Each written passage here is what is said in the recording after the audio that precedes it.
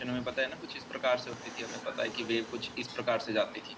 मैं जिम में बैठा हूँ, मैंने एक हाथ मारा तो वो वेव ऐसे प्रकार से कुछ जा रही होगी, राइट? सो इसकी वेलोसिटी क्या है, ये हम निकाल रहे होंगे। अब मैंने क्या कहा यार, मैंने क्या कहा, ये जो इसका टॉप पॉइंट है, ये जो इसका टॉप पॉइंट है, ठीक है, मान लेते हैं कि एक पैरेलल गाड़ी भी जा रही है, ठीक है, ये बहुत बड़ी रस्सी है, ये बहुत बड़ी रस्सी है, ठीक है, बहुत ही बड़ी रस्सी है। और मैं गाड़ी में इसके पैरेलल चल रहा हूँ, ठीक है, मैं गाड़ी में इसके पैरेलल चल रहा हूँ एंड मैं इसकी तरफ देख रहा हूँ, ठीक है, मेरी वेलोसिटी भी v है। चीज समझ में आई? इस रोप की जो आपको डेंसिटी दे रखी है वो है यार म्यू केजी पर मीटर, ठीक है। एंड मेरे को ये बताओ, इसके फ्रेम ऑफ रेफरेंस से देखो, इसके फ्रेम ऑफ रेफरेंस से देखो, हम सबको यार ये पता है ना यार, जो जो भी पार्टिकल होता है वो वहीं रहता है, और जो वेव होती है वो बेसिकली वेव एनर्जी हमारी आगे जा रही होती है, राइट? वेव एनर्जी हमारी आगे जा रही होती है। सो इस वाले पार्ट को अगर मैं जूम करूं, इस वाले पार्ट को अगर मैं जूम करूं, ये जो इतनी सी रस्सी है, ये जो इतनी सी रस्सी है, क्या मैं बोल सकता हूँ मुझे इतनी बड़ी दिख रही होगी कुछ? और क्या मैं बोल सकता हूँ कि इस रस्सी के अंदर यार टेंशन है? आपको दिख रही है ना, ये टेंशन थोड़ी इस तरफ भी है और इस तरफ भी है। वही टेंशन मैं यहाँ बना सकता हूँ कि यार एक थोड़ी टेंशन इस तरफ भी लग रही होगी और इस तरफ भी लग रही होगी। यस। तो मैंने कहा ठीक है, एंगल कितना होगा, लेट अस एज्यूम, पट पट पट पट पट, ये एंगल थीटा है एंड सिमिलरली बाय सिमेट्री ये एंगल भी थीटा है, ठीक है। क्या मैं बोल सकता हूँ कि यार ये इतना सा जो मैंने व्हाइट कर्व बनाया है, ये किसी बड़े सर्कल का पार्ट होगा? अगर ये किसी बड़े सर्कल का पार्ट है and this angle is theta, तो मैंने कहा okay, this angle is theta, this angle is also theta. Great, great. अब मुझे बताओ, अगर मैं कार के फ्रेम ऑफ रेफरेंस से देखूं, ये पार्टिकल तो यार यही है ना, ये पार्टिकल तो यही है, ये पार्टिकल तो हिल नहीं रहा, ये पार्टिकल तो यही है। सो ग्राउंड फ्रेम के रेफरेंस से देखूंगा तो ये रेस्ट पे है। Particle at top of wave, its velocity in ground frame कितनी हुई? जीरो, क्योंकि भाई वो रोप का वो वाला हिस्सा तो वही है, उसकी तो कोई वेलोसिटी है ही नहीं, ठीक है। एक बच्चा बोल रहा है भैया आपने थीटा कैसे मान लिया? थीटा मैंने मान लिया अपनी मर्जी से, मान सकता हूँ मैं।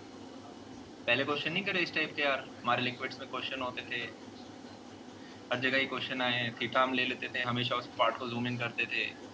ये बेसिकली मैंने बाइसेक्टर मारा है कि okay this is theta then put put put this is also theta. Great.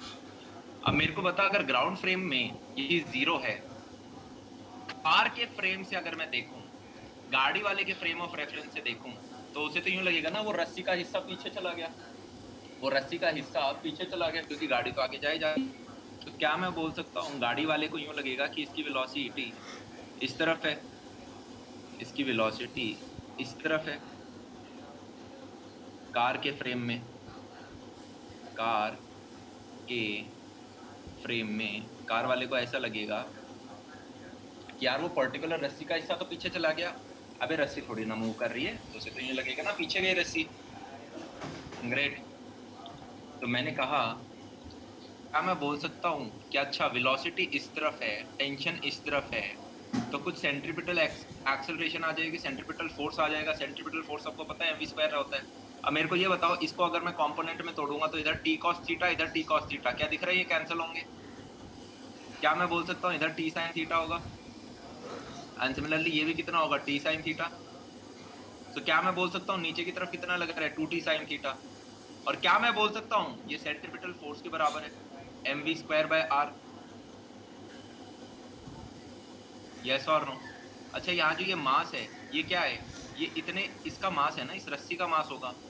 इस रस्सी के मास को मैं क्या लिख सकता हूँ? आपको ये डेंसिटी दे रखी है म्यू, ठीक है। सो क्या मैं लिख सकता हूँ, इस पूरे की लेंथ कितनी है यार कर्वेचर की? मैंने कहा this angle is theta, this angle is theta, 2 theta हो गया, तो मैं बोल सकता हूँ ये 2r थीटा लेंथ हो गई। ग्रेट। सो क्या मैं यूँ लिख दूँ, density into length which is 2r theta into v²/r। तो ये मेरी फर्स्ट इक्वेशन आई है।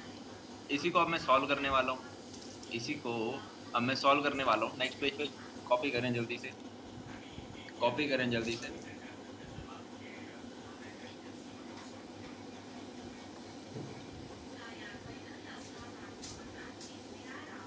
Good morning, good morning. 3, 2, 1। मैंने कहा okay, T sine theta is equal to mu 2r theta into v square by r. So velocity कितना आ गया, tension by mu. So this is a result, this is a result. ये मेरे को क्या मिल गई, वेलोसिटी ऑफ वेव मिल गई।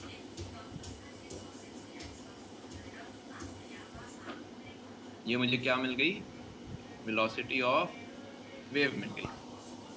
अब एक बच्चा बोल रहा है भैया कैसे, तुम्हें फ्रॉड बाबा दिख रहे हैं ना इसमें। साइन, अबे छोटा थीटा होगा तो साइन थीटा को आप थीटा लिख सकते हो, थीटा थीटा कट गया, आया ना। फ्रॉड बाबा को हमने कॉल किया, फ्रॉड बाबा जल्दी आओ, आपकी ज़रूरत है। ये आर से आर कट जाएगा, ये 2 से 2 कट जाएगा, तो देख गए ना, वेलोसिटी इक्वल टू √T/μ आ गया। ये एक एक्सप्रेशन है। इसे चाहो तो एक और तरीके से भी डिराइव कर सकते हैं यार, पर ये हमारा रिवीजन कोर्स है, ठीक है। तो मैंने कहा एक डेरिवेशन काफ़ी है इस फॉर्मूले की, 2 डेरिवेशन नहीं करेंगे। तो this is method 1, but derivation 1 is sufficient, right. मैंने कहा ओके, अब इसके ऊपर बेस कुछ क्वेश्चन करते हैं। नेक्स्ट पेज पे मैं जा रहा हूँ। 3, 2, 1। भैया ये क्लासेस बाद में भी मिलेंगे क्या? हाँ यार, सारी क्लासेस आपको रिकॉर्डेड मिलेंगी, बट मैं इंसिस्ट करूँगा आप लाइव देखो, ठीक है। क्योंकि बाद में यार लाइफ में किसी भी चीज़ को पुश करते हो ना, तो उसके होने की प्रोबेबिलिटी कम हो जाती है। आपको टाइम ही नहीं मिलेगा, आप बिजी आदमी हो यार। थोड़ी देर बाद में आपके पास कुछ और चीज़ें पढ़ने के लिए हो जाएंगी। इस प्रकार का कुछ क्वेश्चन दे रखा है। ये 10 किलो का डब्बा है, ठीक है। यहाँ से मैंने एक वेव जनरेट करी, ऐसे ये वेव जनरेट करी, ठीक है। आपको दे रखा है कि इसका म्यू कितना है, 10 ग्राम पर मीटर। आपको ये वाली लेंथ दे रखी है 10 मीटर।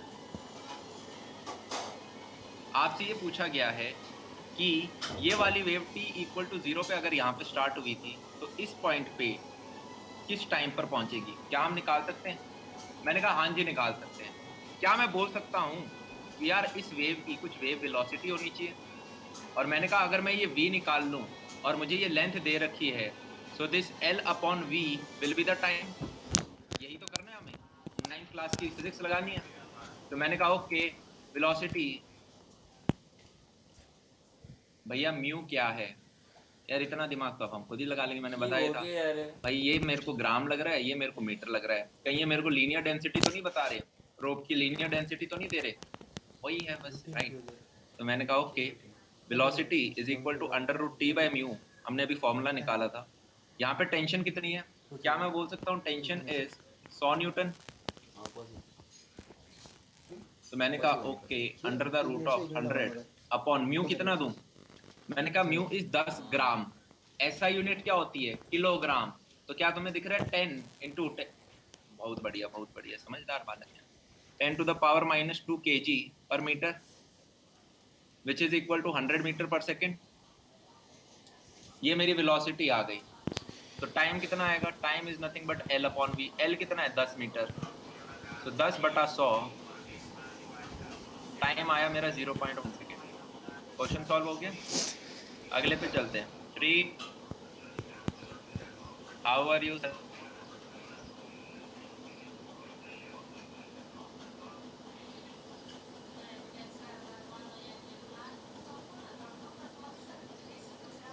खिलाती हम, आगे चलते हैं। 3, 2, 1।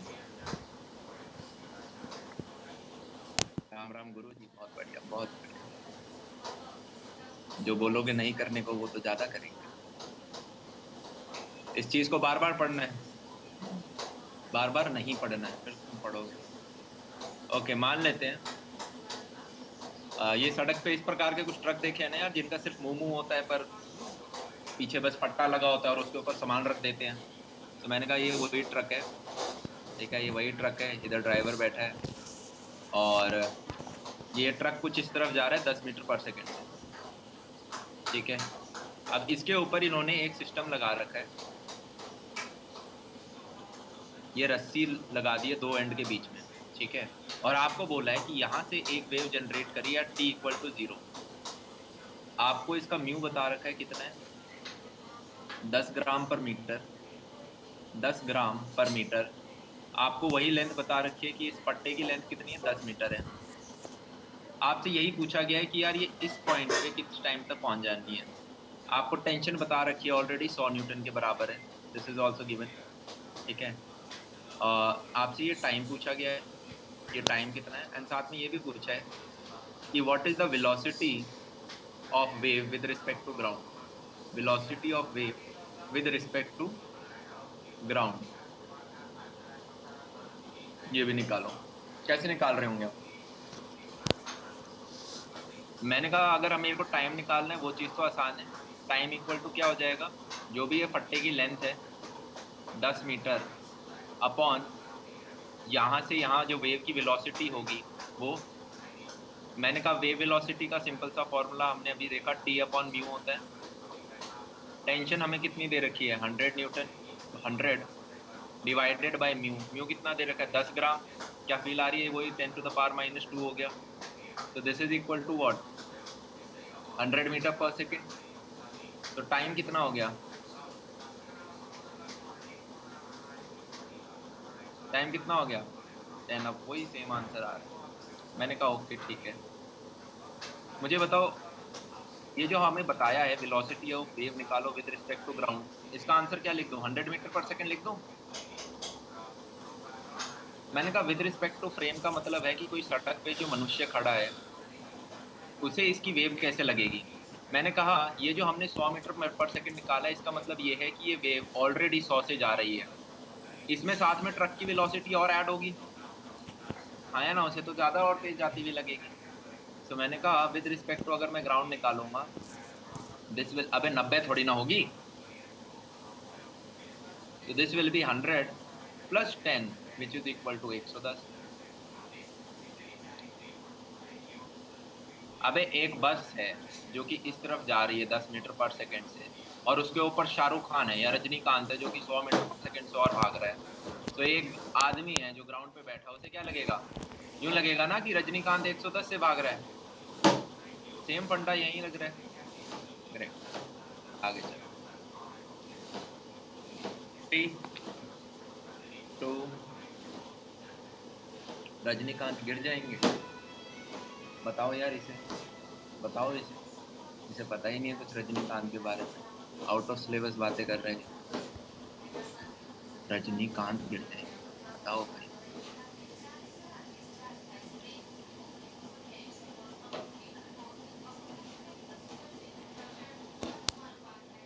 ये 10 किलो का डब्बा है, ठीक है। ये लेंथ आपको बता रखी है, this is nothing but 1 metre. आपको इसका म्यू कितना दे रखा है, 10 ग्राम पर मीटर, ठीक है। आपसे पूछा है time taken by wave to reach top, बताओ।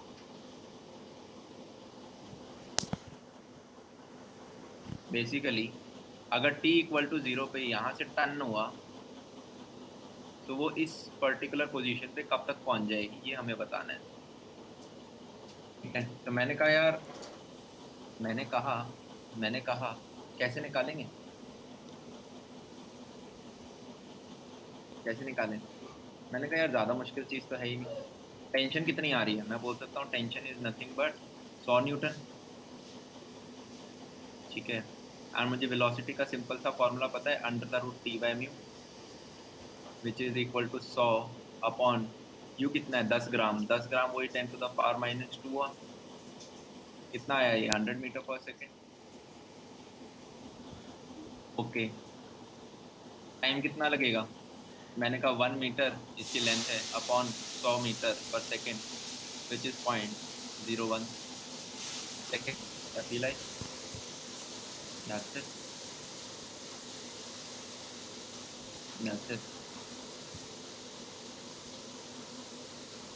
अब यहाँ पे यार एक चीज हुई है, पता है ना क्या, एक चीज, ये जो स्ट्रिंग है ये मासलेस है, ठीक है, ये मासलेस है। तो आपने क्या करा, पूरी टेंशन कांस्टेंट मान ली। पर रियल लाइफ में अगर आप यहाँ पे कोई रॉड लगाते जिसका कुछ वजन होता, क्या आपको फील आ रही है टेंशन वेरिएबल हो जाती? अगर इसी रस्सी की जगह कुछ मोटा सा होता जिसका कुछ मास कैपिटल एम होता, तो आपको फील आ रही है ना, जैसे जैसे वेव ऊपर जाएगी वैसे वैसे टेंशन बदलती जाएगी उस पर्टिकुलर पोजीशन पे, और उस केस में शायद हमें इंटीग्रेट करना पड़े। आया ना? तो ऐसा एक क्वेश्चन करते हैं अगले पन्ने पे धीरे धीरे। 3, 2, 1।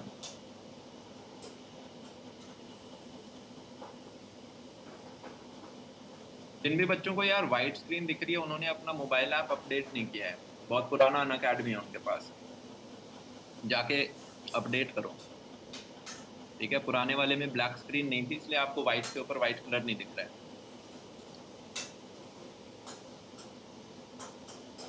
मान लो एक अकेली रॉड है, इसकी लेंथ L है और इस रॉड का मास कितना है, M है। मुझे ये बताओ, मान लो मैंने यहाँ से एक वेव जनरेट करी, मैंने टन से लेके मारा, तो इधर से एक वेव जनरेट होगी t=0 पे। ये किस टाइम पे यहाँ पर पहुंच रही होगी? क्या मैं यूं बोल सकता हूँ कि नीचे से x डिस्टेंस दूर इस पर्टिकुलर पॉइंट पे टेंशन कितनी होगी? मैं यूं बोल सकता हूँ ना, जो भी इसका मास पर यूनिट लेंथ है इंटू x इंटू जी। क्या ये चीज सबको समझ में आ गई? ये बेसिकली किस तरह का काम कर रही है, इतना जो हिस्सा है उसका मास की तरह एक्ट कर रही है, तो इतनी टेंशन होगी इस पर्टिकुलर पॉइंट पे। तो मैंने कहा वेलोसिटी का क्या फॉर्मूला होता था, √T/μ। तो क्या मैं बोल सकता हूँ वो क्या हो गया, टेंशन पे सब्स्टिट्यूट करूंगा वही जो ऊपर लिखा है M/L इंटू एक्स जी से। और म्यू क्या होता है, क्या मैं बोल सकता हूँ म्यू भी तो बेसिकली नथिंग बट M/L ही है। तो मैंने कहा okay, this is also nothing but M/L which is equal to what, ये कटेगा तो √x g। Yes, yes. अब मुझे बताओ, मेरे पास ये चीज आ गई है, क्या तुम देख रहे हो ये कांस्टेंट वैल्यू नहीं है, ये x के साथ बदलती जा रही है, जैसे जैसे x बदलेगा वैसे वैसे वेलोसिटी बदलती जा रही है। अब मैंने कहा ठीक है, मतलब कुछ एक्सेलरेशन इन्वॉल्व है, तो वो एक्सेलरेशन कैसे निकालूं मैं? मैंने कहा हमें पता है acceleration is nothing but v/dv/dx। यहाँ पे x की फॉर्मेट में लिखूंगा ना यार, एक तो dv/dt होता है और एक v/dv/dx होता है।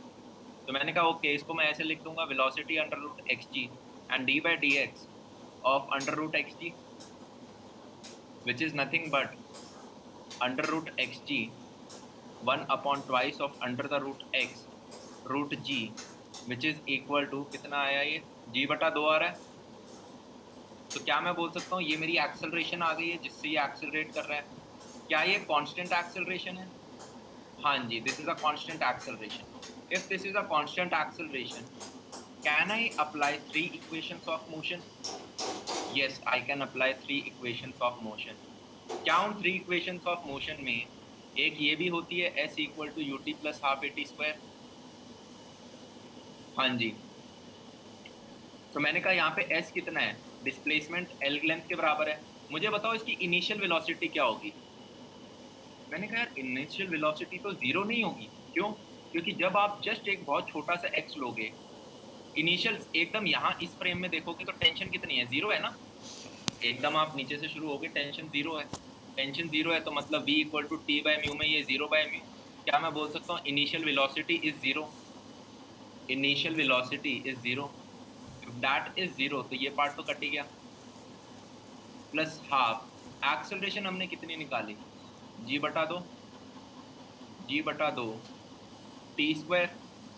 सो t मेरा कितना निकल के आया, t मेरा निकल के आया √4/g। मजा आया? तो ये टाइम है, ये टाइम निकल के आ गया। This is my answer, this is my answer. t=0 कैसे हुआ? मैंने कहा यार टेंशन हम कैसे निकाल रहे थे कि x डिस्टेंस पे ये इतनी वाली जो रॉड है इसका मास m है, तो इसकी वजह से स्मॉल mg मास नीचे लग रहा होगा और यही टेंशन थी। अब मैंने कहा जब आप जस्ट शुरू हुए होगे तो ये x कितना छोटा रहा होगा, एकदम इतना छोटू सा रहा होगा। मैं बोल सकता हूँ बेसिकली सिर्फ इतना सा। तो बेसिकली टेंशन जीरो ही है अप्रोक्सीमेटली। अबे हाँ या ना? तो मैंने कहा velocity equal to T by mu होता था, तो 0 by mu which is equal to 0 initial velocity. ठीक है, क्या फील आई? क्या फील आई? एल लिखना भूल गया क्या मैं? सॉरी सॉरी, एल भी है भाई यहाँ पे, एल लिखना भूल गया मैं। आगे चले।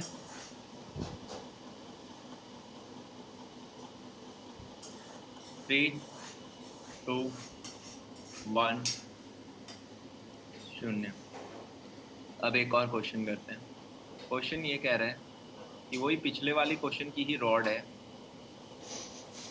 एक छोटा सा ट्विस्ट कर दिया है कि आपने नीचे से टर्न करके मारा तो एक वेव जनरेट हुई है टी इक्वल टू 0 पे, पर जब आपने टर्न करके मारा उसी उसी समय आपने ऊपर से एक बॉल भी छोड़ी, उसी टी इक्वल टू 0 पे आपने एक यहाँ से बॉल क्या करी, रिलीज करी।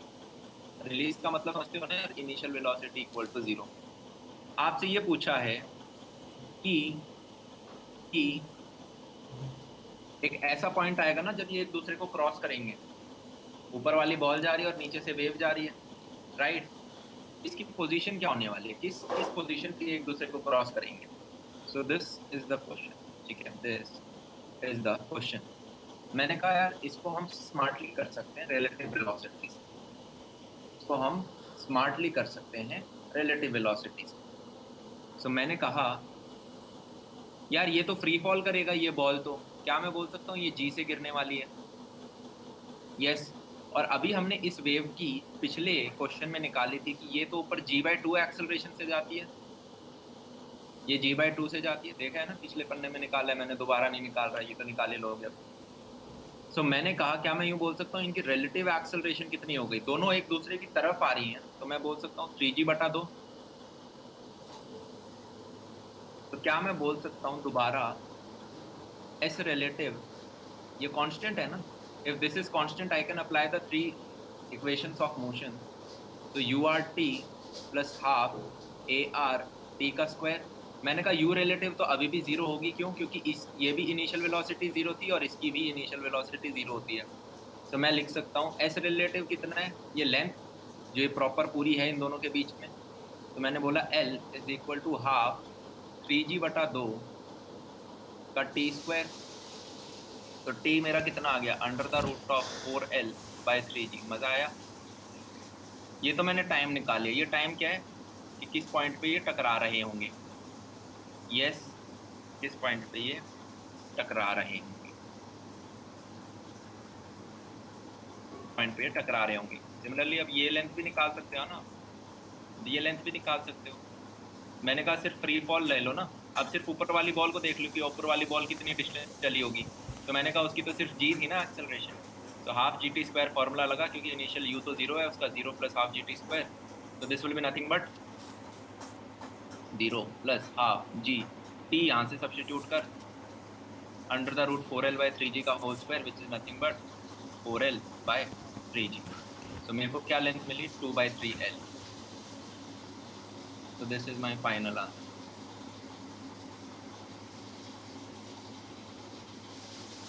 यस।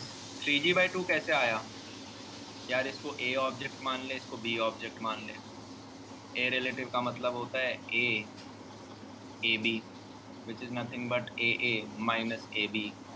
अब ए आ रहा है इस तरफ, माइनस ए बी भी हो जाएगा इस तरफ, तो 3g/2 हो गया। इसको मैं ऐसे लिख सकता हूँ ना, A plus of minus A B. आगे चले।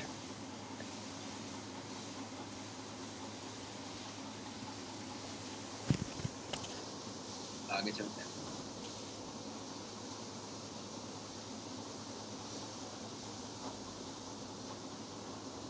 सर एस रिलेटिव है तो एल क्यों लिया? यार तुम्हारा रिलेटिव कमजोर है, थोड़ा सा रिलेटिव वेलोसिटी अपना कमजोर है, वीक लग रहा है।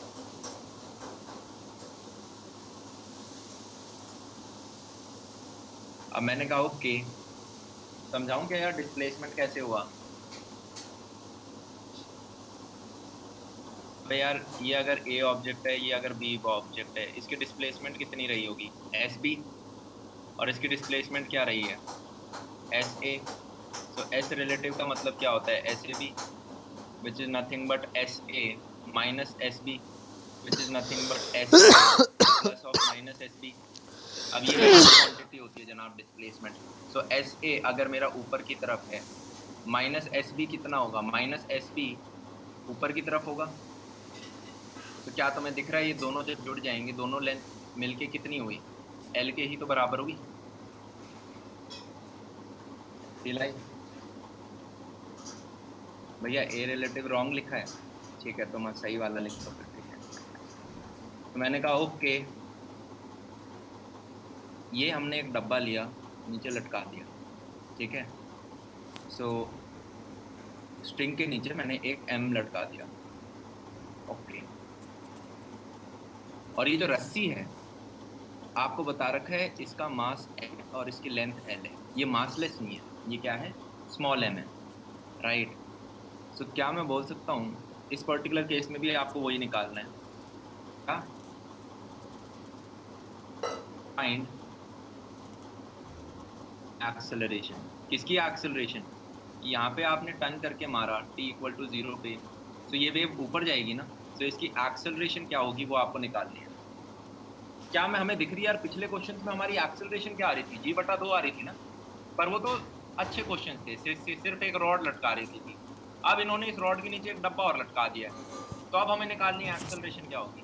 मैंने कहा ओके ओके, क्या मैं बोल सकता हूँ tension will be equal to what, ये mg तो रहेगा ही, और इस मास की वजह से और वजन जुड़ेगा। तो मैंने कहा किसी भी पर्टिकुलर पोजीशन पे मान लो x डिस्टेंस दूर है, हमें सिर्फ इसका वजन और जोड़ना पड़ेगा।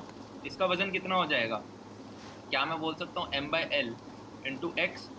तो टोटल टेंशन क्या हो जाएगी, नीचे वाले डब्बे का वजन mg प्लस रोप के उस हिस्से का वजन m/l xg, ये मेरी टेंशन हो जाएगी। वेलोसिटी इक्वल टू क्या होता है, √t/mu which is equal to √of mg plus m/l xg upon m/l, ये चीज आ गई मेरे पास, ओके ओके। फिर मैंने कहा एक्सेलरेशन क्या होता था, v dv/dx होता है ना, तो मैंने कहा चलो लिखते हैं v dv/, तो v तो मैं एज इट इज ये पूरी की पूरी टर्म लिख दूंगा। कैपिटल M किसका है, मैंने कहा चलो हमारे शरीर में एक अंग होता है आंखें, उनका प्रयोग करें, ये कैपिटल M इतना बड़ा बड़ा इस डब्बे का है। तो मैंने कहा ओके, एक्सेलरेशन मेरी कितनी आई, मैंने कहा वेलोसिटी लिखो पूरी की पूरी, एक्सप्रेशन डाल दूंगा mg plus m/l xg upon m/l। अब आपको dv/dx वाला पार्ट लिखना है। सो क्या है, मैं इस क्वांटिटी को डिफरेंशिएट करूंगा विद रिस्पेक्ट टू x। सो मैं सीधा लिख रहा हूँ, एज्यूमिंग हम बड़े बच्चे हैं, m/lg upon m/l upon twice of mg plus m/l into G. मैंने कहा ओके, ये वैल्यू आ गई है। क्या तुम्हें कुछ दिख रहा है, कुछ कुछ चीज़ें कटेंगी, मेरे को दिख रहा है ये कटेगा पूरा इससे, ठीक है, ये कटेगा ये कटेगा। सो फाइनली मेरे पास क्या आ रहा है, फाइनली, अबे वाह मज़ा आ गया, ये तो मेरे पास ये आ रहा है g/2, g/2, ये चीज़ आ गई मेरे पास, ठीक है। अगर ये चीज़ मेरे पास आ गई है g/2, अबे ये तो सेम वाली आ गई, ये तो सेम वैल्यू आ गई जो पिछले वाले में आई थी। मैंने कहा ये तो मज़ा आ गया, क्या आ गया, ये तो मज़ा आ गया, ये तो मज़ा आ गया। तो बेसिकली क्या हम ये कहना चाह रहे हैं कि ये वाला जो क्वेश्चन मैंने किया था और ये वाला जो क्वेश्चन मैं कर रहा हूँ जिसमें नीचे डब्बा भी लटका दिया है, इन दोनों में जो वेव है वो ऊपर g/2 से जा रही है। हाँ जी, इन दोनों में वेव g/2 से जा रही है। तो आप बोलोगे भैया इन दोनों क्वेश्चन में फ़र्क क्या हुआ, मैंने कहा अब आएगा मज़ा। फ़र्क ये हुआ, क्वेश्चन ख़त्म हो चुका है, अब हम ऑब्जर्वेशन कर रहे हैं। इसमें इनिशियल वेलोसिटी क्या थी, 0 थी ना, क्यों, क्योंकि यहाँ पे लोअर मोस्ट पॉइंट पे टेंशन 0 होती थी। मैंने कहा क्या तुम्हें फील आ रही है, इधर initial velocity will not be equal to 0, क्यों, क्योंकि लोअर मोस्ट पॉइंट पे भी इस कैपिटल M की वजह से mg तो लग ही रहा है, इस लोअर मोस्ट पॉइंट पे भी mg तो लग ही रहा है। सो क्या आपको फील आ रही है कि इनिशियल वेलोसिटी इज नॉट 0। समझ में आ गया क्या डिफरेंस है इन दोनों क्वेश्चंस में। Right, this was the fun part. ठीक है, कॉपी कर लो।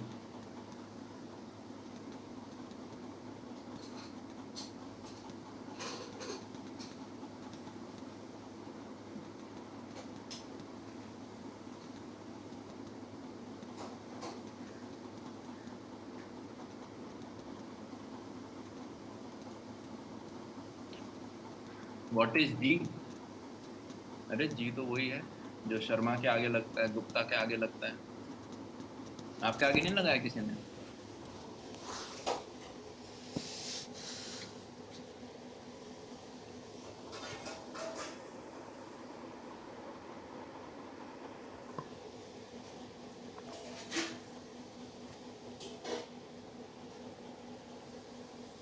इस टाइप के क्वेश्चन कर लेंगे ना यार अब। ये डरा तो नहीं देंगे हमें? जहाँ पे मान लो ये 2 रस्सी से बना है, इसकी आपको दे रखी है 2 म्यू, लीनियर डेंसिटी इसकी म्यू दे दी, इसकी लेंथ 2l दे दी, इसकी लेंथ l दे दी, और यहाँ से एक वेव जनरेट कर दी t=0 पे। आपको बोल रहे हैं इधर कब आएगी।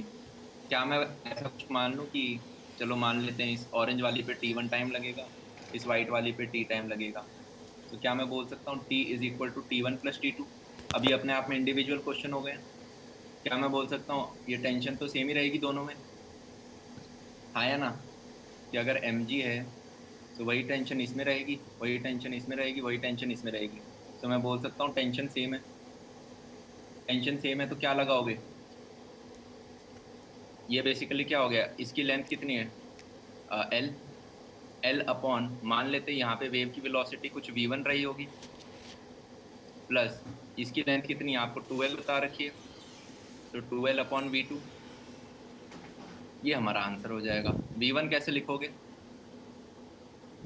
t/μ1। μ1 कितना है इस पर्टिकुलर केस में? 2 म्यू के बराबर है। v2 कितना हो जाएगा? टेंशन सेम है, μ2 किसके बराबर है? म्यू के। फील आ गई? सरल क्वेश्चन है, मतलब अब 2 साथ में जोड़ दी तो बेसिकली वो 2 इंडिविजुअल क्वेश्चंस की तरह हो गया, टाइम ऐड कर देना उनका, है ना? कॉपी कर लो। 3।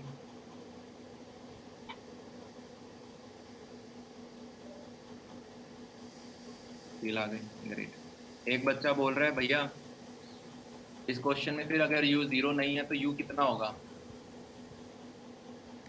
मैंने कहा बताओ, तुम बताओ।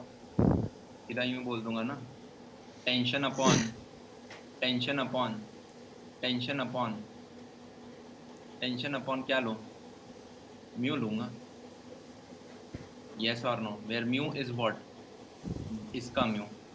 सो मैंने बोल दूंगा u will be equal to mg, where m is this mass, upon u। ठीक है, ये किसका है? ये रस्सी का है, ये स्मॉल m/l है।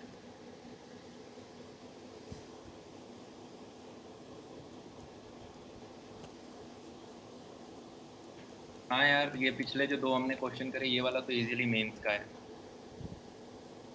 इजीली मेंस का है। इनफैक्ट इस चीज़ पे आपका एडवांस का क्वेश्चन बन सकता है, पर फिर वो मल्टीपल करेक्ट टाइप बनेगा। मल्टीपल करेक्ट में इस तरह का बन सकता है ना, क्या इसकी इनिशियल वेलोसिटी 0 है? A option. बी, क्या इसकी एक्सेलरेशन g/2 है? इस तरह का बनेगा कि जहाँ पे आपके गलती करने के चांस ज़्यादा हैं, कि आपने g/2 तो निकाल लिया पर ये गलत कर दिया। समझ रहे हो? सो ये मेंस का क्वेश्चन भी है। एडवांस का तब बनेगा अगर मल्टीपल करेक्ट चॉइस में आ गया तो वो, समझ रहे हो ना? इसमें गलती करने का स्कोप बढ़ जाता है हमारा। तो मैंने कहा अब नेक्स्ट टॉपिक कर लेते हैं हम, नेक्स्ट टॉपिक कर लेते हैं।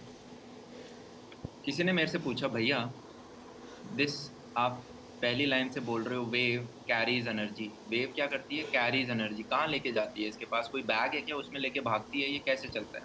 एनर्जी जा कैसे रही है एक जगह से दूसरी जगह?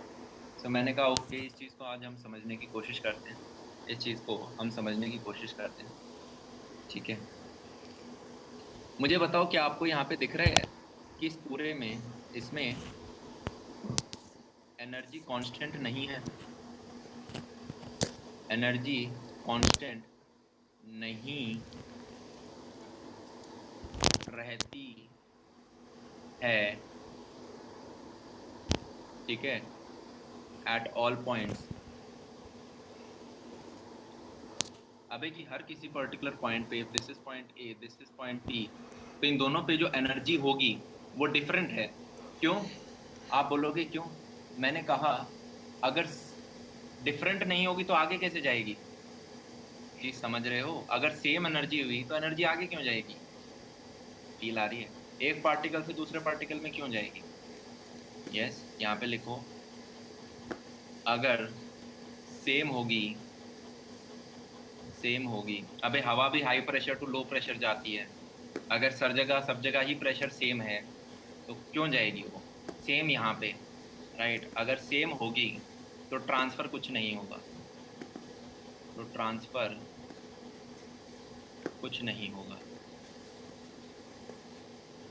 तो ट्रांसफर कुछ नहीं होगा। ठीक है, ये चीज हमें समझ में आ गई। तो भैया आप क्या मेरे को यूं कहना चाह रहे हो कि अगर मैं कोई भी एक पर्टिकुलर सेक्शन लूँ, ए, बी, और मान लो यहाँ पे एक सी था, ये तीन पार्टिकल मैंने ले लिए, तो ये पार्टिकल शायद अपने पिछले वाले पार्टिकल से एनर्जी लेता है और शायद अपने अगले वाले पार्टिकल को एनर्जी देता होगा, इस प्रकार से कुछ चल रहा होगा। यस। क्या मैं बोल सकता हूँ ये जो बीच वाला पार्टिकल है, this is attached, this is attached to other particles, ठीक है। If this is attached to other particles therefore we can transfer energy. अगर ये दूसरों से जुड़ा हुआ है so we can transfer energy. अब इसकी एक डेरिवेशन कर लेते हैं शानदार, कि आपको भी दिल खुश हो जाए। ठीक है, अब आप बोलोगे भैया ये पार्टिकल्स की अलग अलग एनर्जी क्यों है? मैंने कहा जनाब ये सारे पार्टिकल एसएचएम कर रहे हैं ना, ये सारे पार्टिकल एसएचएम कर रहे हैं ना। क्या आपको फील आ रही है एसएचएम के अंदर पोजीशन पे अलग एनर्जी होती थी? यस, अरे हाँ या ना? तो मैंने कहा वही शायद जो डिफरेंस है एनर्जीज का, वही डिफरेंस आगे ट्रांसफर होता जा रहा है, ट्रांसफर होता जा रहा है, ट्रांसफर होता जा रहा है। तो मैंने कहा ओके, आगे चलते हैं, आगे चलते हैं। 3, 2, 1, 0।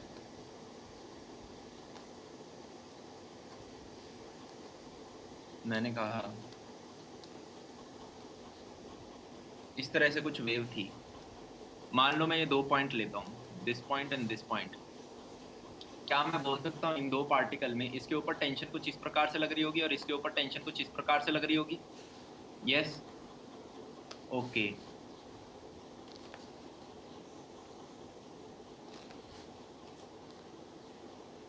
क्या मैं बोल सकता हूँ इन दोनों के बीच में जो डिफरेंस है मान लेते हैं वो dx है?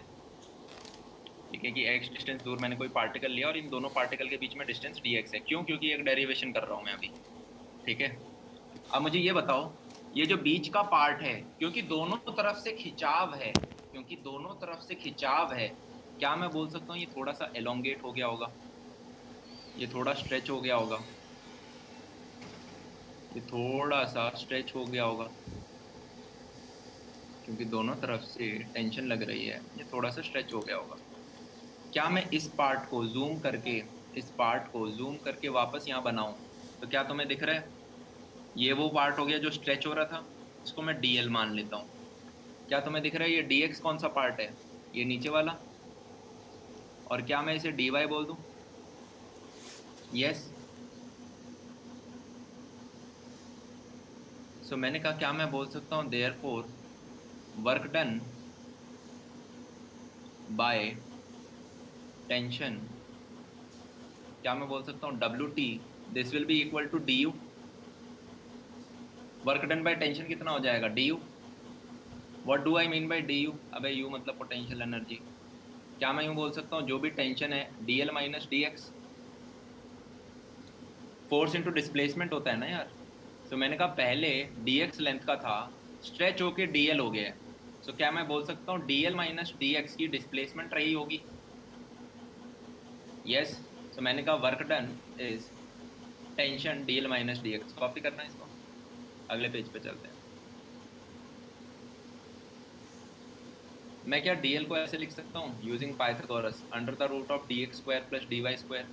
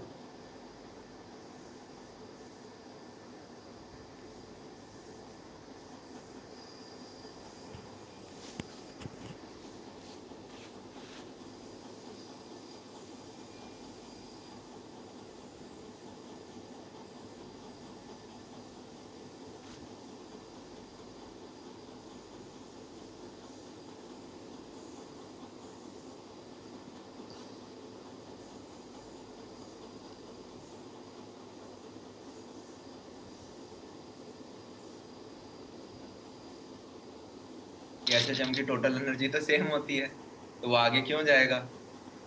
तो वही मैं अब निकाल रहा हूँ। देखो यहाँ पे काइनेटिक और पोटेंशियल के बीच में क्या रिलेशन हमारा निकल के आ रहा है। ये एक साथ मैक्सिमम हो रही है, एक साथ मिनिमम हो रही है। सो मैंने कहा कॉपी कर लिया होगा।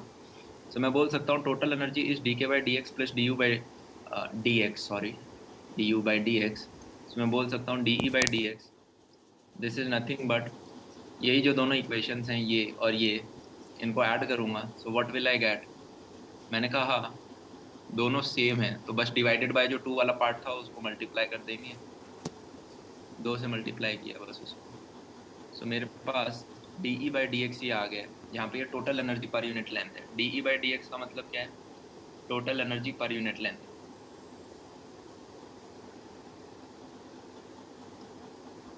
Total energy per unit length. मेरे को ये बताओ, क्या सबको ये पता है? क्या सबको ये पता है क्या power is equal to what? Energy पर टाइम। तो मैं बोल सकता हूँ जो भी टोटल एनर्जी थी उसको dt से डिवाइड करेंगे। तो क्या मैं बोल सकता हूँ D E by D T? तो ऐसे भी लिख सकता हूँ ना, D E by D T लिखा और उसको D x by D x से मल्टीप्लाई डिवाइड कर दिया। सो क्या मैंने ये चीज़ अभी ऑलरेडी थोड़ी देर पहले निकाली थी, राइट? और D x by D T मेरा क्या होता है? D x by D T is nothing but velocity. Yes. So मैंने कहा अगर मेरे को पावर निकालनी हुई तो क्या मैं कॉपी कर लो, चलो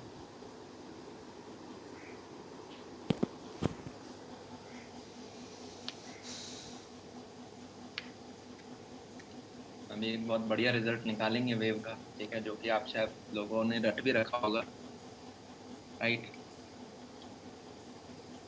तो मैंने कहा okay, power is equal to what, d e by D t into d x by D x. तो मैंने कहा ओके, वैल्यू सब्स्टिट्यूट करता हूँ, तो this will be mu a square omega square cos square omega t minus k x, right, into velocity जो कि हमारा d x by D t आया था। अब मैंने कहा ओके, सो मेरा एक्सप्रेशन किस प्रकार का आ गया कि power is equal to mu v a square cos square omega t minus k x. ये मेरी पावर आई है, ये मेरी पावर आई है। अच्छा मुझे ये बताओ, कोई भी अगर ये रिजल्ट आया, हमारा एक छोटा सा रिजल्ट आया, अभी ये सिर्फ मेन रिजल्ट नहीं है, और आगे चलते हैं। मैंने कहा तुम्हें ये पता है ना, कोई भी फंक्शन होता है उसका अगर आप एवरेज निकालते हो विद रिस्पेक्ट टू टाइम, तो हम क्या करते हैं, उसे इंटीग्रेट करते हैं पहले, और उसको डिवाइड कर देते हैं इंटीग्रल ऑफ डी टी से, जितना भी टोटल टाइम है, F T D T divided by total time. ये एक्सप्रेशन पता है ना, किसी भी फंक्शन का एवरेज निकालना होता है, तो ये वाली चीज़ हम करते हैं। मैंने कहा सिमिलरली क्या आप पावर एवरेज निकाल सकते हो, तो power average will be equal to what. मैंने कहा यार ये होती क्या थी, बेसिकली ये चीज़ टोटल एनर्जी होती थी ना। इस पर्टिकुलर केस में अगर मैं पावर इंटू डी टी करूँगा, मैं दिख रहा है ना, ये ऊपर मेरे को टोटल एनर्जी मिल जाएगा upon total time, basically this is power average. सही है, अबे हाँ या ना। अगर मैथमेटिकल फॉर्म में लिखूं तो this is nothing but P T D T, ये टोटल एनर्जी हो गई, अपॉन टोटल टाइम। ग्रेट।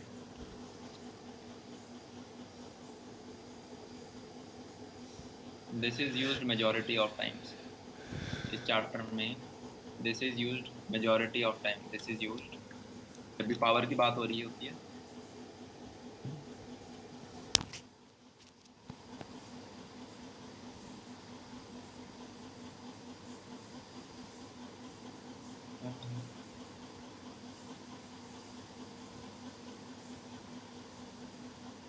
आगे चलें, कॉपी कर लें।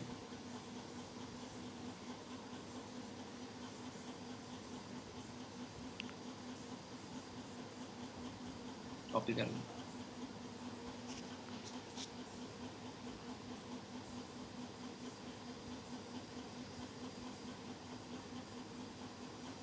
सो मैंने कहा ओके, क्या मैं यूं बोल सकता हूँ कि मान लो यार अगर ये वेव है, अब हर जगह पावर सेम रहेगी at X coordinate and at any X coordinate, feel आ रही है। सो मैंने कहा ओके भैया ये चीज़ बोरिंग है, बोरिंग तो है यार, ये टॉपिक ऐसा है, अब हम सारी डेरिवेशन कर रहे हैं, डेरिवेशन कभी इंटरेस्टिंग रही नहीं है, राइट। सो हमारा p instantaneous is equal to what, मैं वैल्यू सब्स्टिट्यूट करूँ, so this is nothing but 4 pi square a square, कुछ नहीं कर रहा, पीछे से कॉपी कर रहा हूँ, तुम जाके देख लेना, कॉस स्क्वायर ओमेगा टी आ जाएगा। क्या मैं बोल सकता हूँ ये जो पूरी चीज़ है यहाँ तक, इसको मैं एक कांस्टेंट मान लूँ, के डैश मान लेते हैं, ठीक है। तो क्या मैं बोल सकता हूँ मेरा एवरेज पी एवरेज क्या हो जाएगा, P average will be what, मैं बताया था ना, P T D T upon integral of D T. तो मैंने कहा अगर उसे डिराइव करने की कोशिश करूँ तो के डैश तो मेरा बाहर आ जाएगा, cos square omega T D T, yes, और नीचे पूरा टाइम कितना है मेरे पास, 2 पाई बाय ओमेगा। अब मैंने कहा कि ये वैल्यूज़ कितनी आ गई हैं, ये आ गया ओमेगा के dash by 2 pi into 1/2 integral of D T, 0 से लेके 2 pi by omega plus integral of cos 2 omega T D T, 0 से लेके 2 पाई बाय ओमेगा। मैंने क्या करा, कॉस स्क्वायर थीटा को 1 प्लस कॉस 2 थीटा बाय 2 लिख सकते हैं ना, वही लिखा है, 1 प्लस कॉस 2 थीटा बाय 2, ठीक है। तो मैंने कहा इसको और आगे अगर मैं सॉल्व करूं, कॉपी करूं, कॉपी करूं, copy copy copy copy copy,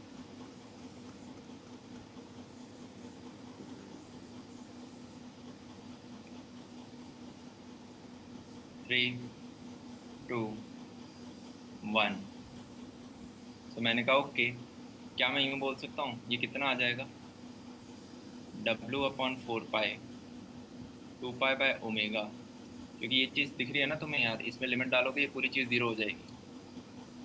तो अगर कॉस वाली टर्म पूरी जीरो हो गई तो यहाँ पे नीचे हमारा क्या मिलता है हमें, 2 पाई/ओमेगा.k डैश। ठीक है, इसके अंदर सब्स्टिट्यूट करते हैं तो मेरे को पी एवरेज क्या मिल गया, पी एवरेज बेसिकली तुम देखोगे तो पाई पाई कटा टू, टू कटा ओमेगा, ओमेगा कटा टू मिला। P average is nothing but k dash by two, के डैश मेरा क्या था, उसको डिवाइड करेंगे तो ये कितना आ गया, 2 पाई स्क्वायर ए स्क्वायर